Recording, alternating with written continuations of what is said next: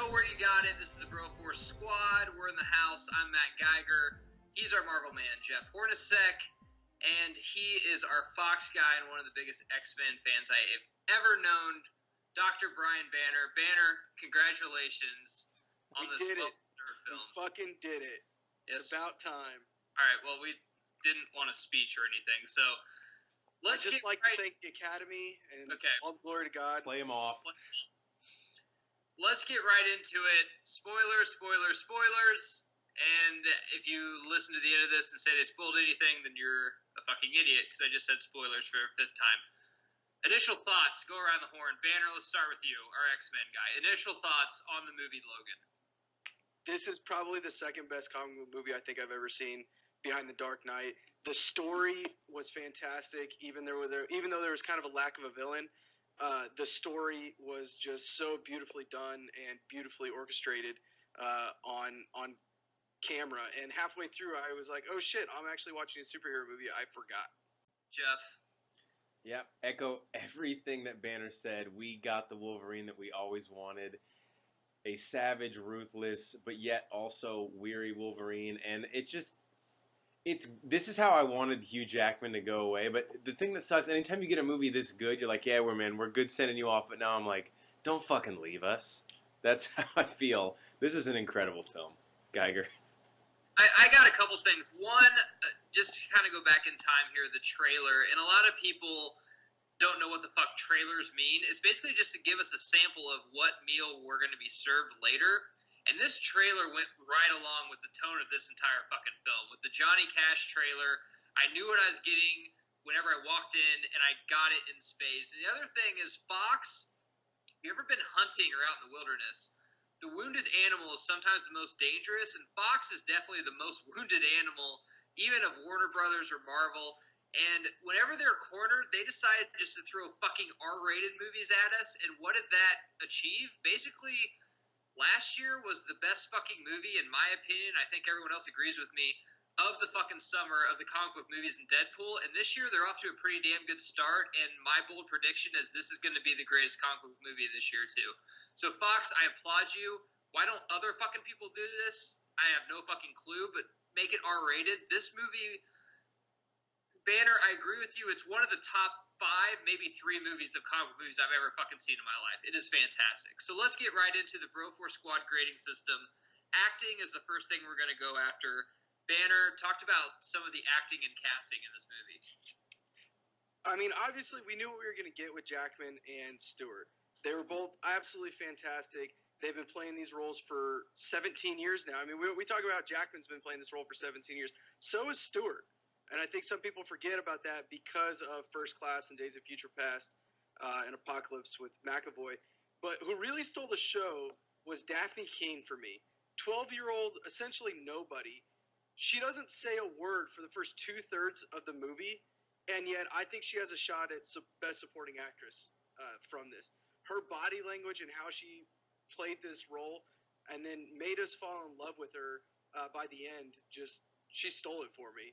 And Hornacek, I know that you have some kind of similar thoughts on that. We talked about it after we saw this last night. Yeah, I mean, Daphne Keane, complete standout. I still don't understand. I've never fucking worked on a movie set, never been near one. One time I delivered a Jimmy John's sub to Sharknado 3 set. That was about the closest I got. But I don't understand how you get a performance like this out of a fucking kid.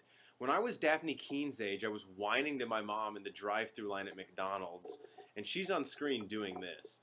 I'll say this, because I fucking love this movie. It was cast and written incredibly by James Mangold and whoever was the casting director. The one thing, and this did not take me out of the movie at all, but not even a slight, but Stephen Merchant cast as Caliban was an interesting choice for me when I first read it. I didn't know if he was going to be able to give me that kind of vulnerable, cryptic type of mutant, and he pulled that off. To me, that was like the biggest roll of the dice, because if you've ever seen Stephen Merchant and anything else, he's a ridiculous, almost like slapstick comedian. He was a key role in this movie. It worked out. I mean, I could go on for 17 hours about Hugh Jackman and Patrick Stewart. We'll do it on other pods. I'll save that for the rest of you guys. But that was the one guy who I was nervous about coming in. He pulled it off. Obviously, I echo everything you said, Banner. Geiger, I'm interested to hear your thoughts about the cast. I'll go on about Patrick Stewart. A lot of people just remember him from the X-Men movies and from Star Trek: The Next Generation. The dude kind of made more of a living off Broadway, but he is a fantastic fucking actor. And I think he was in maybe more than half of this movie. And next year, come February, he should get a Best Supporting Actor nod. I'm not fucking kidding at all. And people that are listening to this, most of you are comic book fans, you're probably with us. The people that are snarky and think just because a movie is seen by millions of people can't get an Oscar nod and you got to have some fucking movie that no one's ever heard of to get it, I will fucking battle you on this pod or on your pod or whatever the fuck you want to do about acting, because Patrick Stewart fucking brought it on this, and Hugh Jackman gave the best performance not only of his life, but of any Wolverine performance he's ever given. But I still 100%. Give the nod to Patrick Stewart. Patrick Stewart was fucking awesome in this movie. He had Alzheimer's as Charles Xavier. It was fantastic, man. Between the two Charles Xaviers we got McAvoy and Stewart, we got some great fucking performances the last 2 months. Yeah, absolutely. Yeah. Okay, moving on, another grading system we do is story/plot, which, I mean, I'm a huge fan of this. So, Banner, take it away with that. Yeah, I mean, this is a story about an internal struggle. I mean, we always talk about Marvel movies and how they don't have great villains, and I would still echo that statement that this doesn't have a great villain, other than the fact that the villain is Logan himself. He is battling himself, this internal struggle where he just wants to die the entire time, but won't and can't, and how he wants something more but doesn't think he can ever have it, and then he finally gets that at the end. And it's just such an emotional roller coaster from that transition of him taking care of Charles and Professor Xavier, going into protecting Xavier and this little girl, into going through the loss of Professor Xavier, then moving into, okay, I still have to protect this girl, and then I get her to where I said I would get her to, and then I'm just going to leave her. Well, no, I can't do that, and these kids, I have to save them, which goes back to his days as an X-Men, where he had to save, all people and everybody, and just it really finished Logan's and Wolverine's arc that started in 2000 with X-Men, when he picked up Rogue on the side of the road and caught her in his trailer. It was a fantastic end to the character, and really the end to an era. Jeff? Yeah, I think the only thing I would add to what Banner said is this is what comic book movies that are built in, and I use the word continuity incredibly loosely because of the Foxverse, but when you establish a character over the course of a decade, almost two, the thing that Logan was able to do that a lot of movies can't is we come into the film and we know generally who the character is, so James Mangold and Hugh Jackman can just focus on showing us what actually happens to him as opposed to telling us why to care. That was the real strength in this, and like Geiger, like you said, the performances are out of this fucking world. This story is a very concise, very compact plot. They don't ask us to make some huge leap to connect, like, okay, this is happening because of this. We fucking get it. When you have great characters and great actors and a simple script like Mangold did, this is like, and I know you're going to touch on this later, but like the old skeleton of how to make a great movie, like a Western, where you know the stakes, you care about them just inherently because of who this actor is and who this character is. Now we're just going to send you on a fucking great ride. That's what I loved about this plot. Yeah, you son of a bitch. You stole the words right out of my mouth. This is not a comic book movie at all. It's a Western. And before I get into that, off Banner's point of the villain, I didn't really care for the villain that much at all, but honestly, how do you end Wolverine? Right. Who can kill it? Like, that, it's very hard to pick somebody that can do that. But if anyone's ever seen John Wayne, The Cowboys, and if you haven't, or you haven't seen it in a while, I highly recommend you watch it. But this is basically a spitting image of that. John Wayne in that movie is kind of an old, grizzled, gunfighter. He takes on some kids, kind of teaches them the way. And the best scene in that movie is whenever two bulls are fighting each other, and John Wayne points them out. It's like, that bull's old, and that one's, like, young. The younger one has more muscle, but the older one has more experience. And at the end, you found out that more experience beats the more muscle, because fucking Wolverine killed X-24. And the other thing I loved at the very end, after Wolverine died, spoilers, sorry, but they put a cross on his grave but the next 23 says he wasn't a man of God. He was an X-Man. So he turned the cross into an X and put it there, and like I almost started crying because I'm like, God, that's who didn't? Awesome. I did shed a tear, and I'll get into that a little bit later when we go into That's how it ended, though. Like, that wasn't like, okay, then they go on and fight the bad guy. Like, that was it. And that's my best scene, and I'll get into that a little bit later. I applaud you, Fox. You didn't fuck up and try to tie it into some stupid-ass movie I'm not going to give a fuck about in 3 months. That's awesome. Just end it. It was so fucking good. There was one more thing I want to talk about for story plot. This is the best adaptation of Old Man Logan they could have done without having the rights of all the other characters that they don't have. Hawkeye. I disagree with you. I think this is the best adaptation of Old Man Logan they could fucking ever do. Give him all the rights back. I don't care if Jeremy Renner is in every goddamn X-Men movie. I would rather have Patrick Stewart, who had found fucking Logan. He was always Logan's, the only person Logan could trust. He's the only person that should be in that. I know the comics. I know them. But Patrick Stewart would do a better job than Jeremy Renner in this movie. They just have more of a connection throughout the comics and throughout the actual movies they have. I think anyway. That's my opinion. Yeah, I'm not disagreeing with anything that you're saying. What I'm saying is that everybody was afraid that they're going to try and do Old Man Logan and fuck it up. They kept the core elements of Old Man Logan. They kept what is important in that story arc. It's a really short six comic arc. If you guys haven't checked it out, check it out. Definitely. Very, very, very well done. They kept those core elements together, but used the pieces that they have and placed it in there to where you still get that feeling of family, and this is what he wants, and this is what he's trying to accomplish, which is the exact same thing that the comic book arc was saying. And real quick, sorry, one thing ahead. I want to say about Old Man Logan before we move on. Great allegory, because the whole thing that makes Hawkeye so vulnerable, what makes a great archer the best in the world? His eyes. What makes the most powerful mind in the world so powerful? His mind. He's losing it. Logan sort of serving as like the surrogate caretaker was great. And to Banner and yours point, just a great execution of that storyline. Okay, best scene. This is really tough for me. Banner, I mean, the whole fucking movie? I don't know. Yeah, I mean, if I got to pick something out, for me personally, it's got to be the end scene when they bury Wolverine. Yeah. I mean, when she takes the cross out of the ground and turns it sideways, I'm not going to lie, I shed a tear. I mean, it was so beautifully done, and then it just cuts to black and you see Logan across the screen. Yeah. I don't know about your guys' theater. My theater was completely silent, and we were leaving a funeral. Yep. 100%, and just that, it was so powerful, and they did it right. They ended this movie better than they could have ever ended any other movie. They ended the era, and Jackman's run just fantastic. You go last because I want to touch on that for a second. Banner was absolutely right. I'm going to agree with him. That was my favorite scene as well. Just like I said, he wasn't a man of God. He was an X-Man. But there's just so many people in Hollywood now that all they want to do is just hold on to these movie franchises that honestly people don't give that much of a fuck about. And this one people give a lot of fucks about. I love X-Men.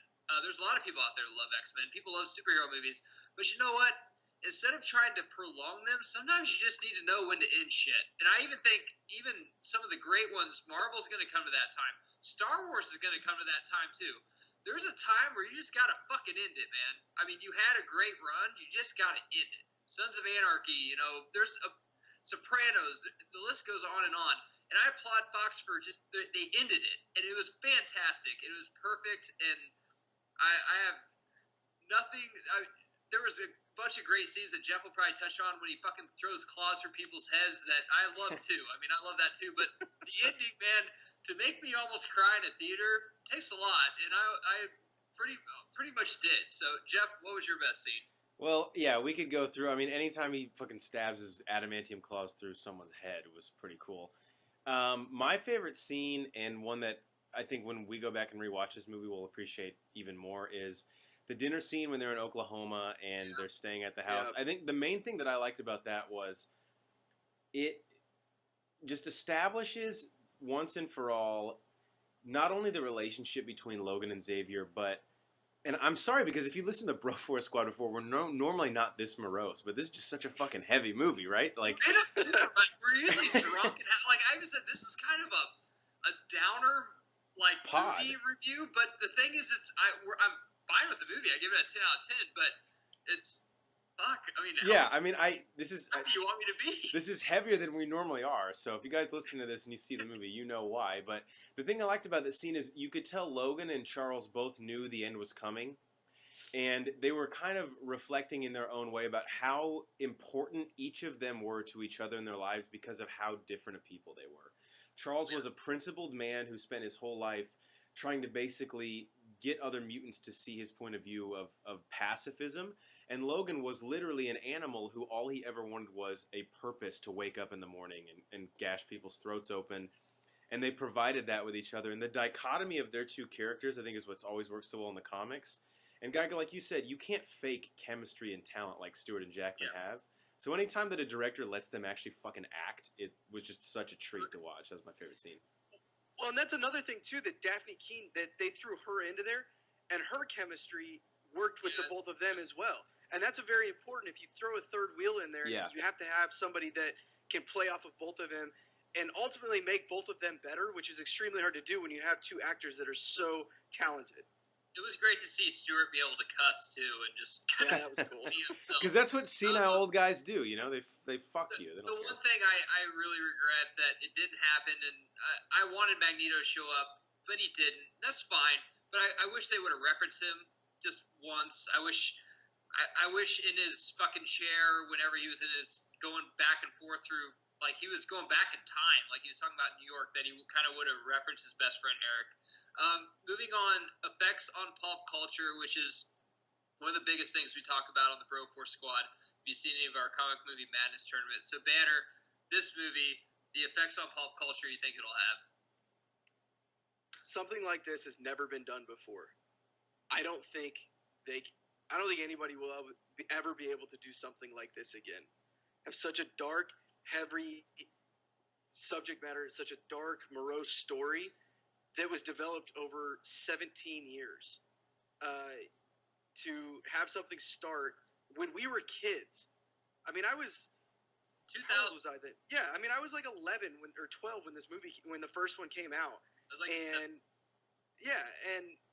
to see this as an adult come to an end is just fantastic. I don't know that a story will even come this close, hitting home and hitting your heart. Maybe if they can do a live action Son of Batman, maybe. But that's the only one that I can think of that may be able to do that. Again, nobody is ever going to be as good a Wolverine as Hugh Jackman is.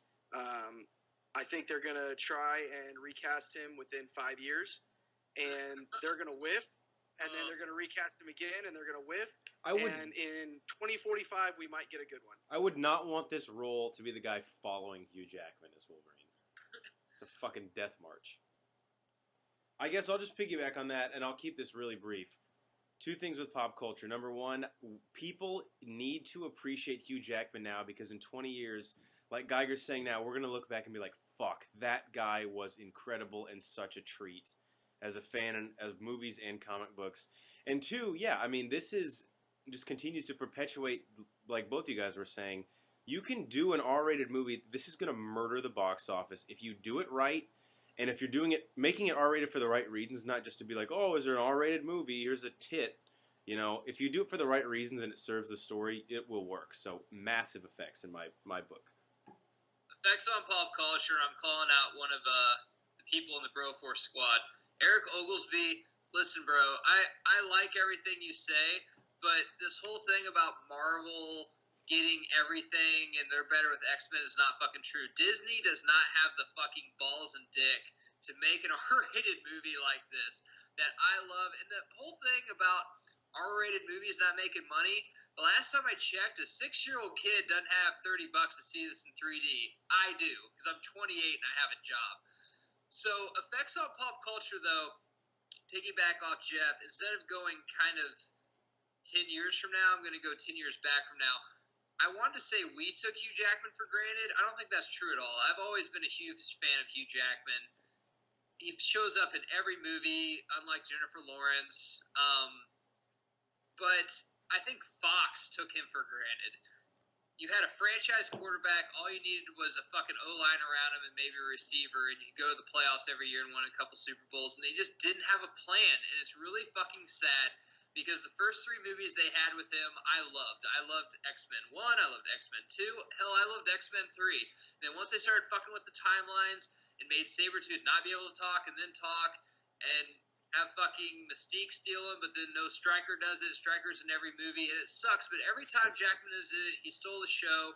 He's fantastic in this, and I feel so great for him because this is the movie script, director, and cast he deserves, and this is the best way to go out, man. You go out on top, a la John Elway. Who cares what happened in 2000 from now? He went out on top, and he fucking deserves it, man. He is fucking awesome. The best Wolverine. He's the best comic book character we've ever had. He's better than Christian Bale, Michael Keaton, Robert Downey Jr., anybody.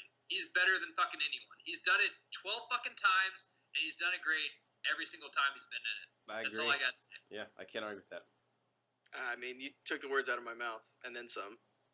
All right, so we're the Bro Force Squad. We have a website. It's called broforcesquad.com. Go out and check that out. We got a Comic Movie Madness tournament on there. We got the bracket up there. Go on and vote for that. We also got a popular squad blog, and we're doing reviews on all types of movies.